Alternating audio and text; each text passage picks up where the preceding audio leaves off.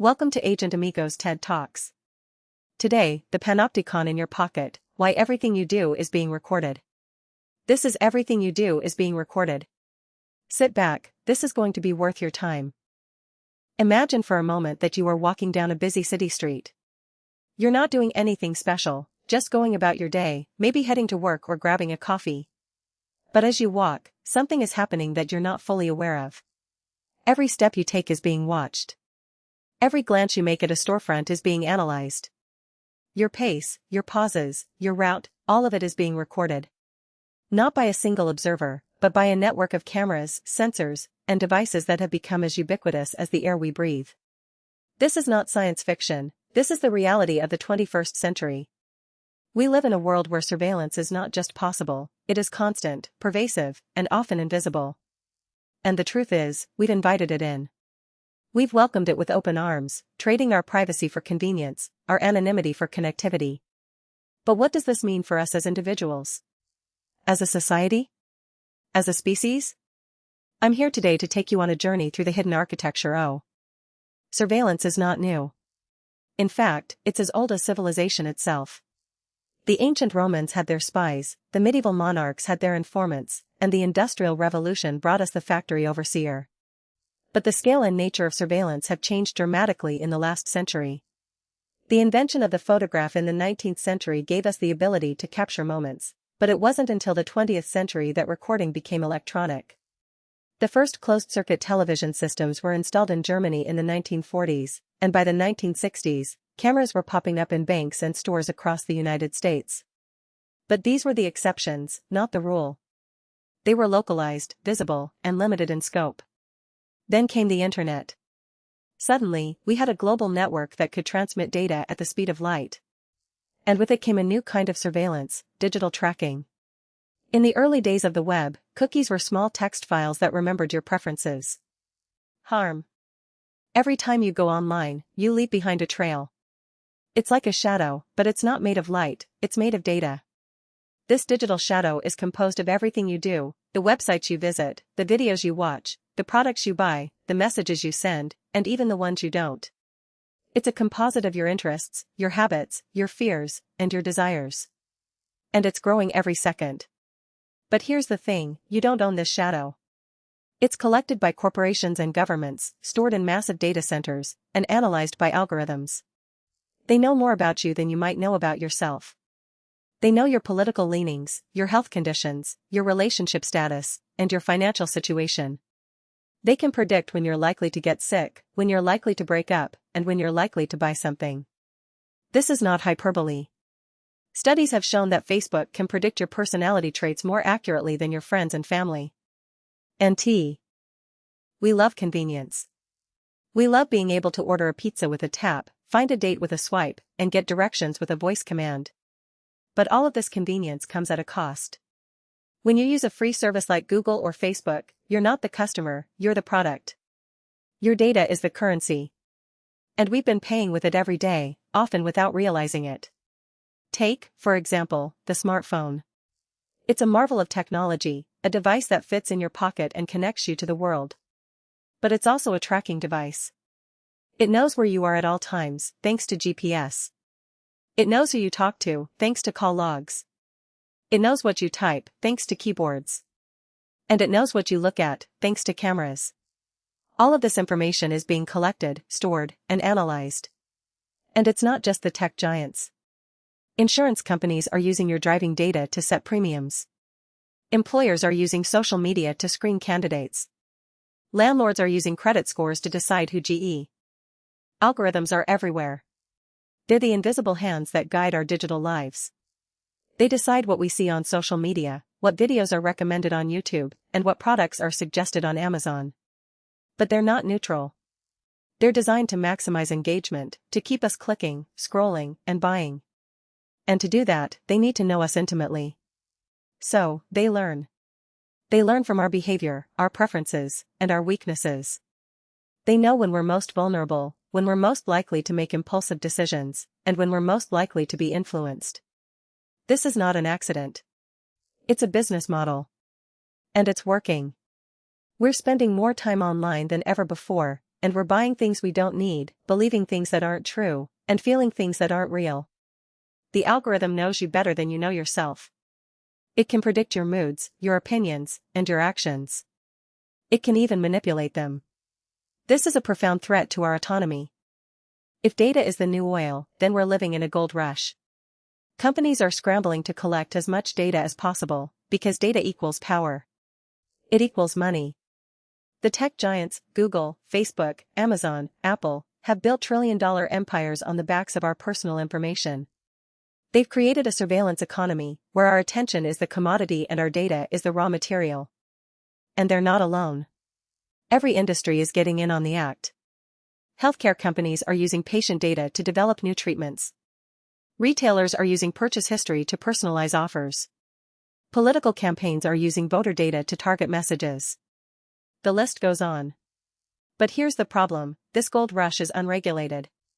There are few laws governing how data can be collected, used, and shared. And the ones that exist are often outdated or ineffective. The result is a wild west of data exploitation. We're being mined, refined, and sold without our consent. And the worst part is, we've all. One of the most alarming aspects of mass surveillance is the power to predict. With enough data, algorithms can forecast future events with startling accuracy. They can predict who is likely to commit a crime, who is likely to develop a disease, and who is likely to lose their job. This is called predictive analytics, and it's already being used in policing, healthcare, and employment. In some cities, police departments use predictive algorithms to deploy officers to areas where crimes are likely to occur. In hospitals, algorithms analyze medical records to identify patients at risk of readmission. And in HR departments, algorithms screen resumes to find the best candidates. On the surface, this seems efficient, even beneficial. But there's a dark side. Predictive models are based on historical data, which is often biased. They can perpetuate existing inequalities and create self-fulfilling prophecies. If an algorithm predicts that a certain neighborhood will have high crime, the poll. We often think that if we're not doing anything wrong, we have nothing to hide. But privacy is not just about hiding wrongdoing. It's about freedom, the freedom to explore, to make mistakes, to think differently. And in today's world, true anonymity is an illusion. Even if you use incognito mode, even if you use VPNs, even if you use encrypted messaging apps, you're still leaving traces. Your internet service provider knows what you're doing. Your phone carrier knows where you are. Your browser fingerprint is unique. And with advances in machine learning, it's becoming easier to de-anonymize data. Researchers have shown that they can identify individuals from supposedly anonymous datasets by cross-referencing with other sources. For example, a study in 2015 found that just 4 data points, the date and location of a credit card purchase, were enough to identify 90% of people. So, the idea that we can remain anonymous is a myth. And it's a dangerous myth, because it lulls us into a false. The surveillance economy is not just a tech industry phenomenon. It's a global system that touches every aspect of our lives. It's the reason why your phone listens to your conversations and shows you ads for things you've only talked about. It's the reason why your smart TV tracks your viewing habits and sells them to advertisers. It's the reason why your fitness tracker knows your heart rate and shares it with your insurance company. This economy is built on a simple principle: extract as much data as possible, for as long as possible, from as many people as possible. And it's growing exponentially. The market for surveillance technology is expected to reach $80 billion by 2025. But the cost to society is much higher. We're losing our privacy, our freedom, and our humanity. We're becoming data points, not people. And this has profound implications for democracy. When we're all being watched, we're less likely to dissent, less likely to challenge authority, and less likely to think FO. Recording everything means that nothing is forgotten. But is that a good thing? In the past, memories faded with time. We could move on from our mistakes, reinvent ourselves, and start anew. But in the digital age, everything is permanent. Every embarrassing photo, every angry tweet, every foolish comment is stored forever. This has a chilling effect on our lives. We're afraid to say things that might be taken out of context. We're afraid to try new things because they might fail and be recorded. We're afraid to be ourselves because we might be judged. This is called digital permanence, and it's a serious ethical issue. It raises questions about forgiveness, redemption, and the right to be forgotten. In 2014, the European Court of Justice ruled that individuals have the right to request that search engines remove links to outdated or irrelevant information about them. This is a step in the right direction, but it's not enough. We need a broader conversation about the ethics of memory. What will privacy look like in 10, 20, or 50 years? It's hard to say. But one thing is certain, it will be different. We're already seeing the emergence of new technologies that could change the game. For example, differential privacy, a technique that adds noise to data to protect individual identities, is being used by tech companies like Apple and Google. Homomorphic encryption, which allows computations on encrypted data, is still in its infancy but holds great promise. And blockchain technology could enable decentralized identity systems that give us more control over our data. But these technologies are not silver bullets. They need to be implemented properly, with strong regulations and public oversight. We also need to change our mindset. We need to stop thinking of privacy as a luxury and start thinking of it as a fundamental right. We need to educate ourselves and others about the risks of surveillance. We need to demand transparency from companies and governments. And we may. If you're feeling overwhelmed, you're not alone. But there are practical steps we can take to protect our privacy. First, use privacy tools. Install a browser extension that blocks trackers. Use a search engine that doesn't track you, like DuckDuckGo. Use encrypted messaging apps like Signal. Use a password manager to create strong, unique passwords. Second, read the terms of service. I know it's tedious, but it's important. You might be surprised by what you're agreeing to. Third, adjust your privacy settings. On social media, limit who can see your posts. On your phone, turn off location services for apps that don't need them. Fourth, be mindful of what you share. Think before you post. Ask yourself, would I be comfortable with this being public?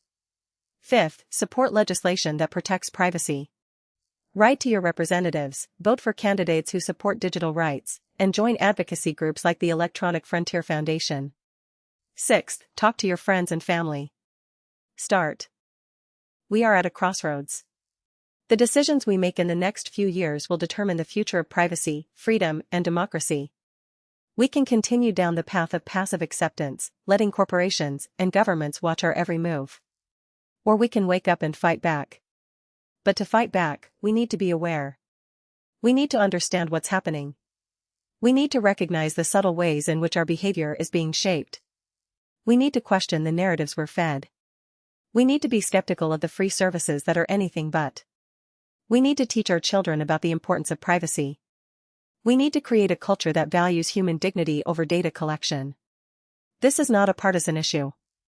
It's a human issue.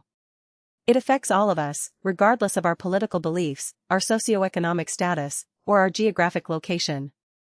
So, I urge you, pay attention. Be curious. Ask questions. Challenge assumptions. And most importantly, remember that you are a person, not a product. In conclusion, we live in a world where everything we do is being recorded. This is a fact. But it's not a destiny. We have the power to change it. We have the power to demand a different world. A world where technology serves humanity, not the other way around. A world where privacy is a right, not a privilege. A world where we can be free from constant surveillance. This is not a pipe dream. It's a possibility. But it requires action. It requires each of us to make a choice. We can choose to be passive consumers of technology, or we can choose to be active citizens. We can choose to accept the status quo, or we can choose to challenge it. We can choose to let fear guide us, or we can choose to let hope. I believe that we are capable of great things. We have the creativity, the intelligence, and the compassion to build a better future. But we must act now. We must not wait for someone else to solve the problem. We must be the change we wish to see. So, I leave you with this, the next. Thank you for watching Agent Amigos.